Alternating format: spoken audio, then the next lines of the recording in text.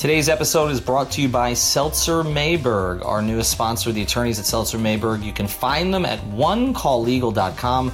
That's 1-855-5000-LAW, L-A-W, 1-855-5000-LAW. They handle cases including, but not limited to, car accidents, slip and falls, and traffic tickets with a new 15,000 square foot office on I-95 in North Miami. We work out of that office, actually, and they'll handle cases from all over the state. Call now with 24/7 service for a free consultation. That's onecalllegal.com, 1-855-5000-LAW.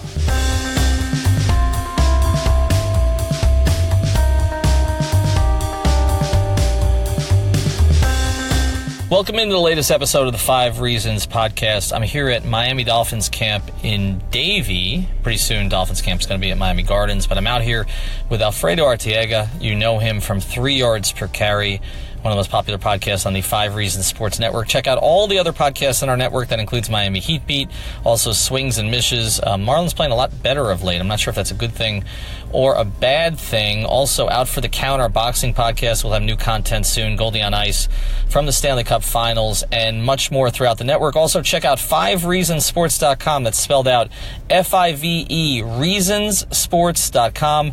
New content every day, mostly on Miami sports, the major teams. Lots of Heat draft stuff on there right now from Nikias Duncan, Jack Alfonso, and also Greg Sylvander. So all of the stuff in the 5 Reasons Sports Network is free, unlike other outlets. All right, as I mentioned, we're here at Dolphins Camp. You'll hear Alfredo on a new episode of 3 Yards Per Carry with Simon Clancy here over the next 24 hours. But he and I were here, watched a little bit of what went on. A lot of rain today. It just let up a little bit, so an opportunity to tape the podcast. But the Dolphins did get in some work before the rain came, and then we interviewed some players in the bubble. What we're going to do today is we're going to go through 10 veteran players on this team. There are not a lot of them. Some of them were stretching to call them veterans because in one case, it's only through a couple of cases, only 3 seasons. This is the 3rd season, but this is a really young team. It's not a team that's expected to win a whole lot this year, and the reason we decided to do this was because Reshad Jones made an appearance at camp today, which was a little bit unexpected considering that he had not come to any of the optional stuff, and there was a feeling that there was some tension between him and the organization, and he might get traded, and he still might get traded.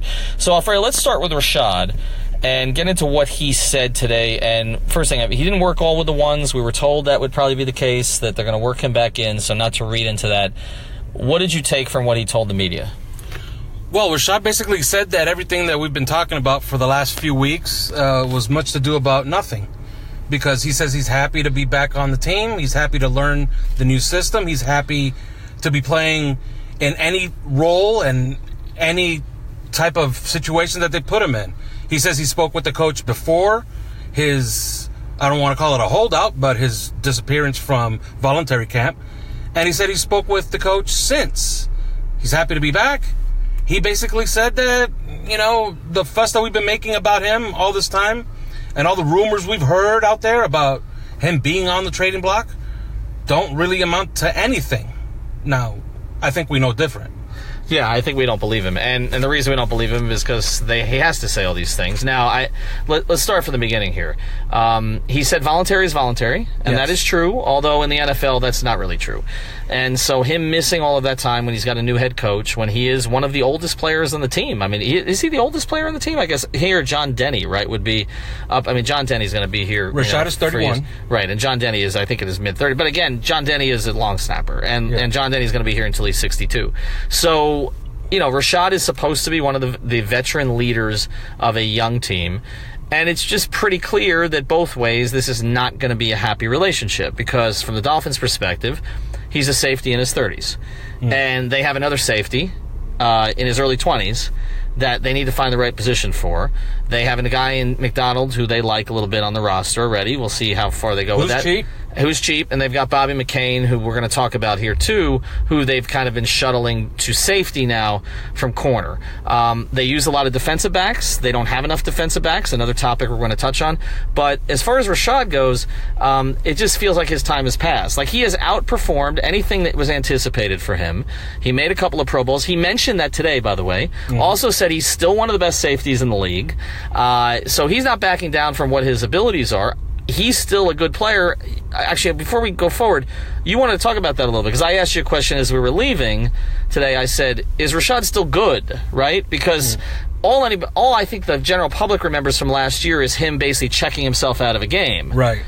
Is Reshad Jones, if he's right and gets himself back in the kind of shape he needs to be in, and he said his labrum feels better and he had to take care of that, is he still a plus safety in the NFL? I believe so. I think he's a guy. He's precisely the type of guy that can help a team that's actually gunning for a Super Bowl, for a title.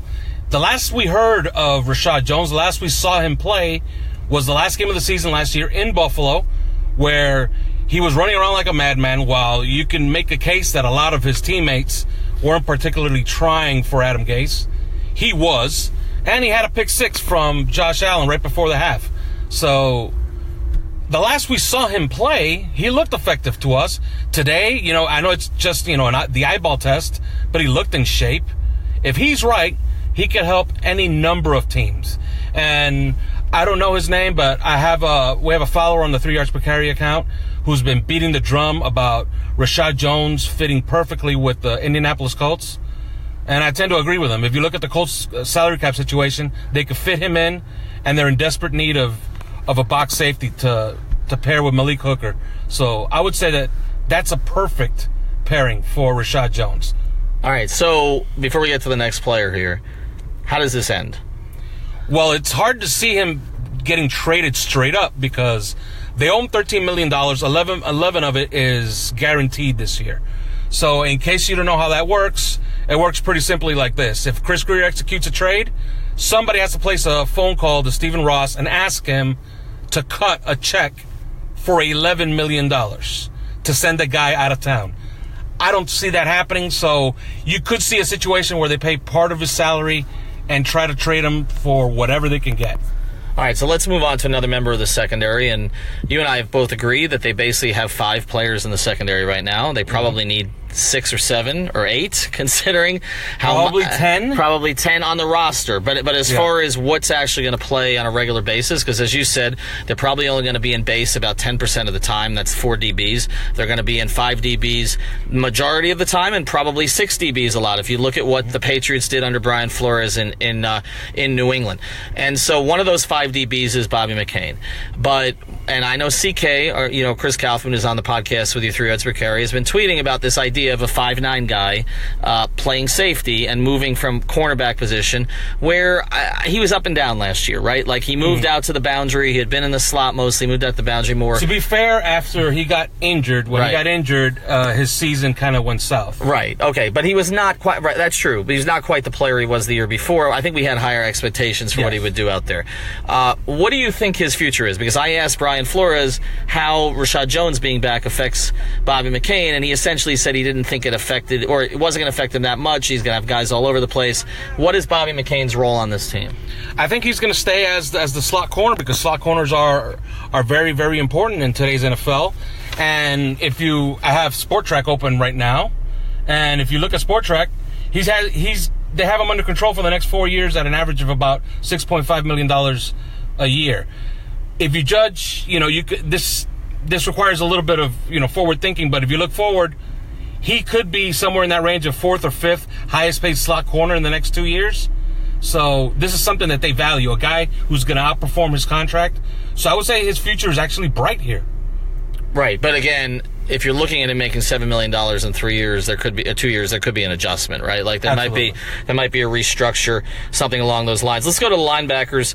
Obviously, there's high hopes for Jerome Baker. There's hopes that Raekwon McMillan's going to kind of bounce back after what I thought was kind of a no-show year after he missed the entire year before that. Kiko Alonso, though. One of the things you guys have discussed is that it was either really, really good or really, really bad. Absolutely. And he was kind of going to be back because of the contract last year, and then he's back on the team also. They don't have a ton of depth at the linebacker spot. Kiko's going to be here this season. Is he a starter for all of this season, and is he here next year, do you think?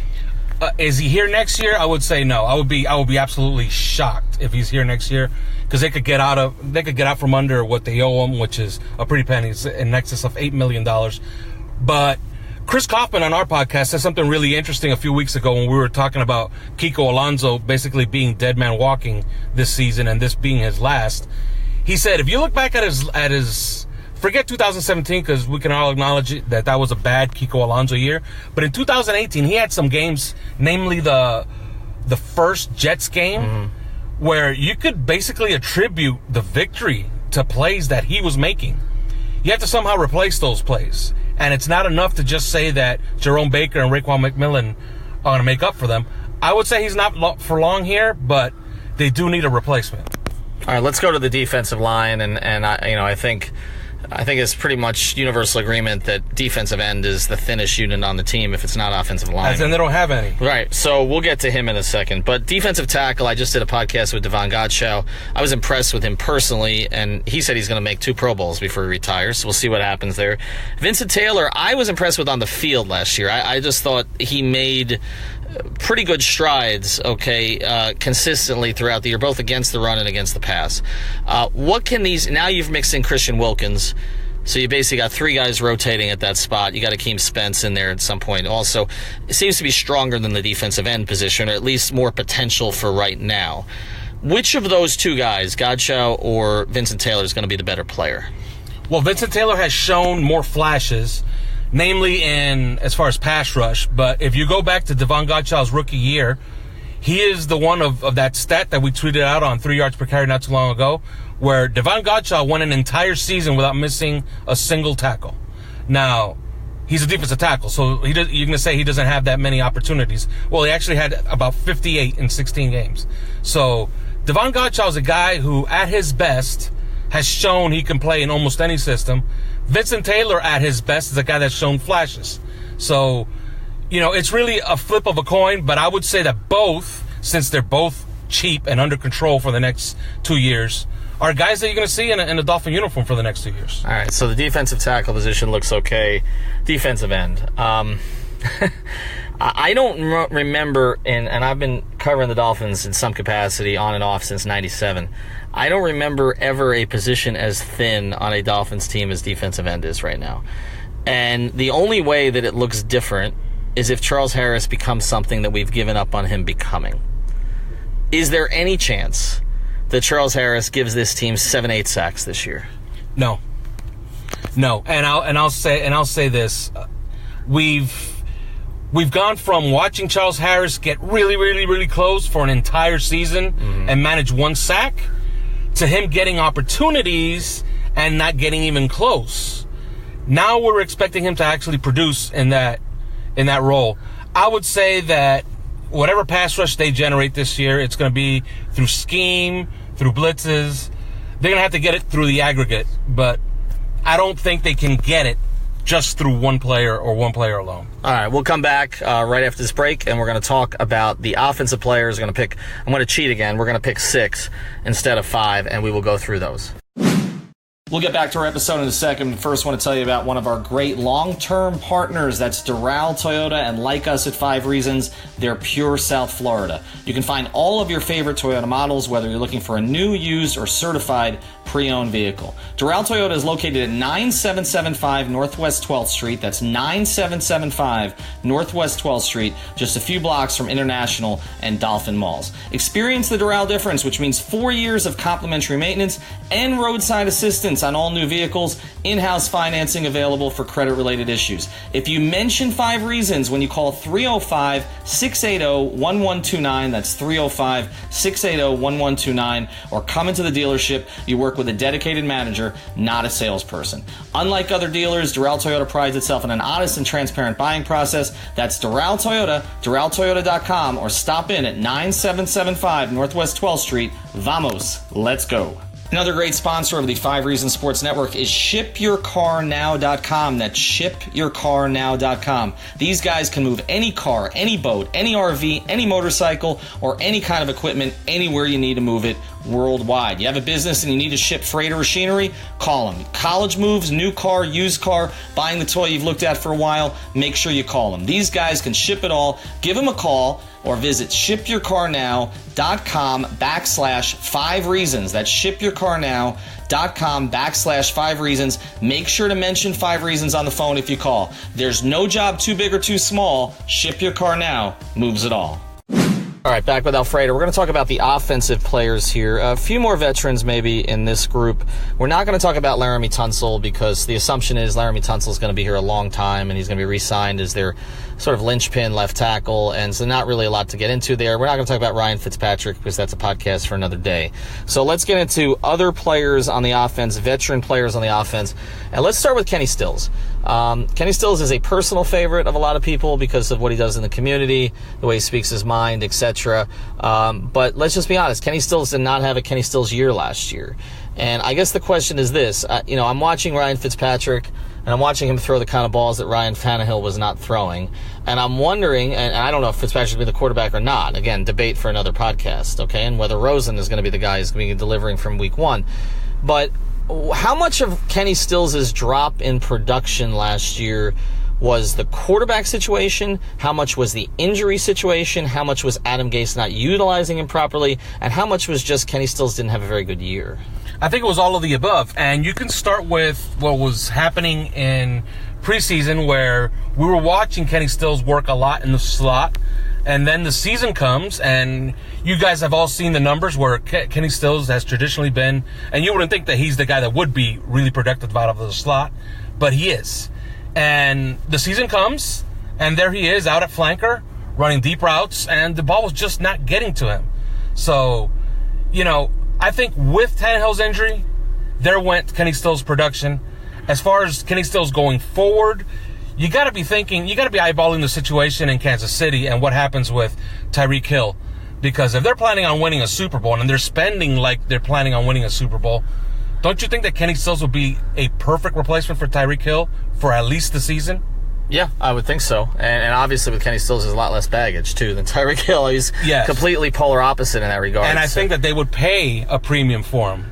Like maybe a 3rd-round pick or something like that. Maybe that's something that the Dolphins would rather have than Kenny Stills' production going forward. Right. And the question for Kenny Stills has always been, can he be a number 1? Can he be a number 2? Is he really a number 3 with a good team? But with all these decisions with the Dolphins, it's about what the timetable is. And Kenny Stills as a speed receiver, not that he can't do other things, but as a speed receiver, where is he going to be in 2 or 3 years when the Dolphins are ready to be actually competitive? And that's one of the things you got to take into account here. We'll go to the rest of the receivers first because that's really where the veterans are.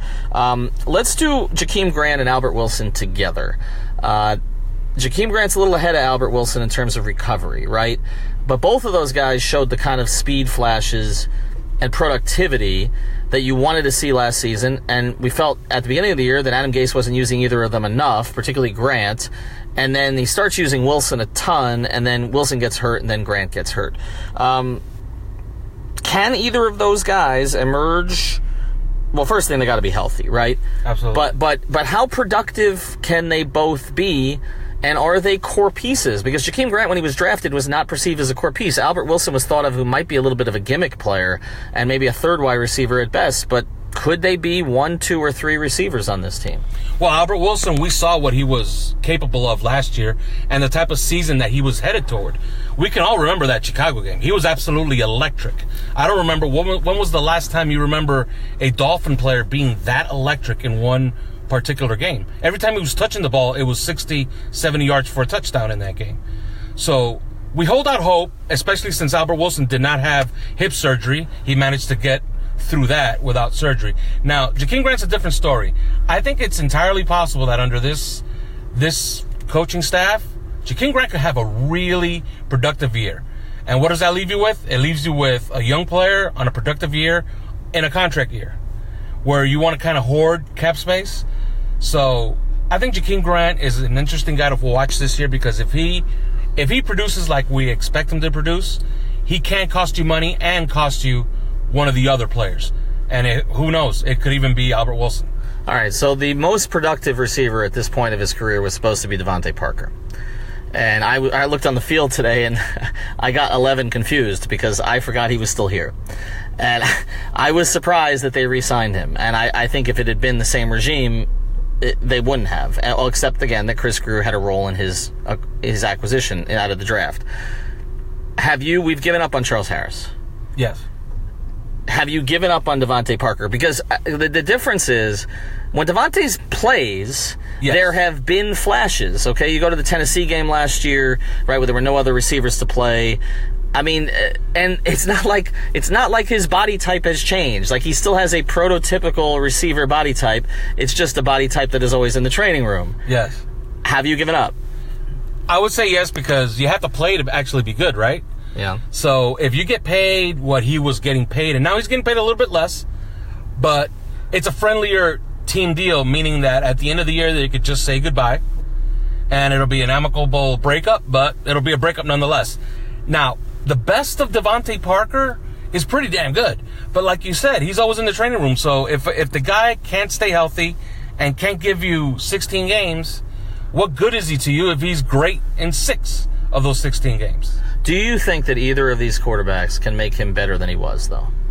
I don't think so, and I think that the system by itself alone is going to actually damage Devontae Parker. Okay. Because there's numbers to suggest that Devontae Parker is actually really, really productive when he's targeted 10 or more times.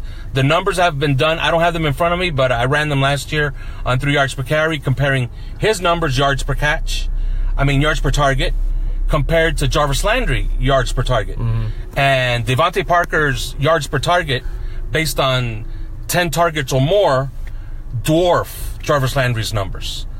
But the problem is, where is he going to get those targets in this system? I don't think he gets them. I think, the Dolphins move on at the end of the season. All right, and speaking of a guy who didn't get touches last year, it was Kenyan Drake. And by the end of the season, it even seemed that Kalen Ballage had kind of passed him in some regard. Adam Gase didn't want to use Kenyan Drake. I thought he'd use him more as a receiver because he fit his system, and that's something Kenyan can do. But I mean, there's basically one memory from last year with Kenyan Drake, and it was the play against the Patriots, which is a crazy gimmick play that ultimately didn't mean anything. Is he going to end up with more yards than Kalen Ballage, and is he the long-term answer at running back? In my opinion, yes, he is. In my opinion, I've always liked Kenyan Drake. I think he's going to be a great player if given the opportunity. He's in the right system and the wrong system for both, and I'll explain why.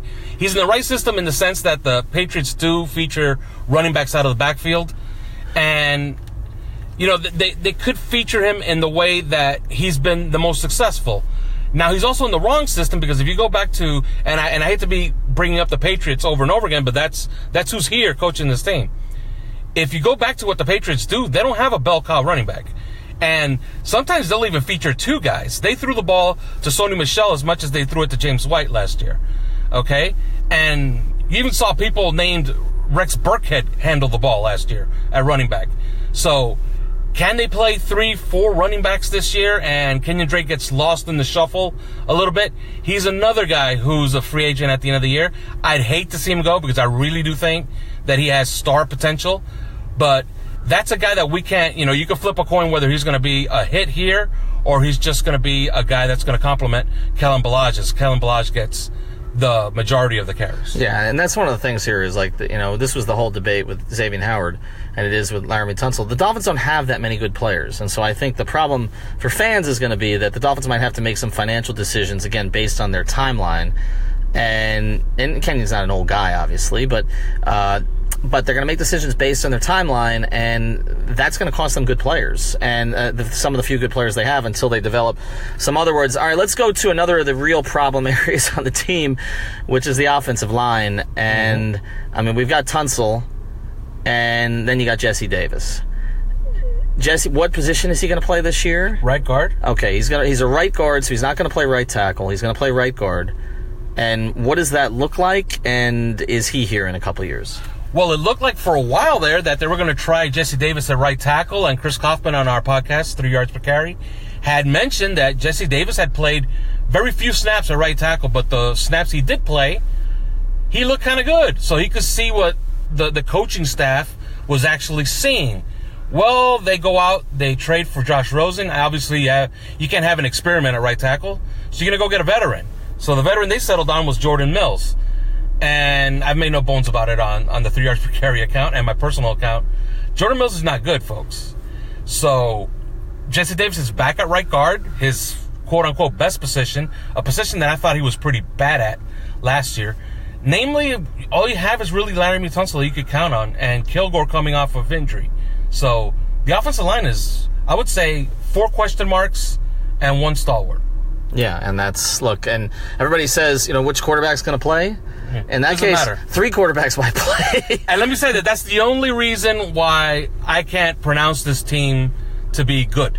Right. If they had spent a lot of money and draft picks, they do have a draft pick. They used their 3rd round pick on Michael Dieter, who's supposed to play left guard, although they have Chris Reed in the depth chart right now. But let's say Michael Dieter's really good. Then you have 2 guys and 3 question marks on the right side of the line. So I think that's the only reason that you can't pronounce them to be good. And, of course, meaning good as in 500 or better. And the problem is, if you're going to play Josh Rosen, the question is, can you properly evaluate him behind that offensive line? I think we've talked about 4 receivers here. I mean, there's enough receiving talent on this team. There's enough running back talent on this team. And the skill position players are not bad. But, if Rosen's going to have a second and a half to throw, what's going to happen is Fitzpatrick's going to play. You're not going to learn anything about Rosen. You might win a couple of games, but they're both going to get hurt. And I think, that's kind of where we're at. And this is the process that we knew about. All right, check him out at Uptown Report. Also check out at 3 yards per carry. We hope you took a swig of something for every time Alfredo mentioned 3 yards per carry. I think it was 17 times. We will have other podcasts. We're going to be out here at Dolphins camp, or at least I am this week. And obviously, as we head into training camp, we will have a lot more. Again, check out 5reasonsports.com, and we'll talk to you soon.